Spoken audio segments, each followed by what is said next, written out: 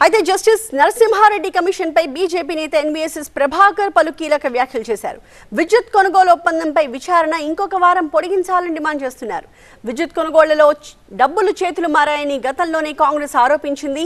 ఈ అంశంపై సమగ్రంగా విచారణ జరపాలి అన్నారు ప్రభాకర్. పవర్ పర్చేజ్ సంబంధించినటువంటి విషయంలో జస్టిస్ నరసింహారెడ్డి గారు విచారణ సంఘం జరుగుతూ ఉంది. నేను ప్రత్యేకంగా వారిని కోరుతా ఉన్నా, మరో వారం రోజుల పాటు గడువు పొడిగించాలని చెప్పని నేను విజ్ఞప్తి చేస్తా ఉన్నా. ముఖ్యమైనటువంటి అంశం ఏంటంటే, రాష్ట్రం ఏర్పడ్డటువంటి కొత్త సమయంలో ఈ ఒప్పంద పత్రాలు, ఈ అగ్రిమెంట్స్ లో అక్రమాలు జరిగినాయని, ముడుపులు చేతులు మారినాయని చెప్పని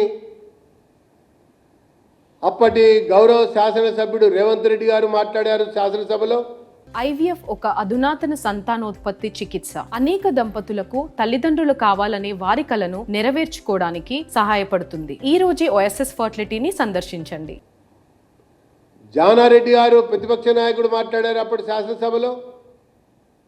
ఉత్తమ్ కుమార్ రెడ్డి గారు కూడా అప్పుడు శాసనసభలో ఈ అంశాన్ని ప్రస్తావించారు. అట్లాగే బీజేపీ నుంచి కూడా డాక్టర్ లక్ష్మణ్ గారు ఈ యొక్క అంశాన్ని కూడా ప్రస్తావించారు.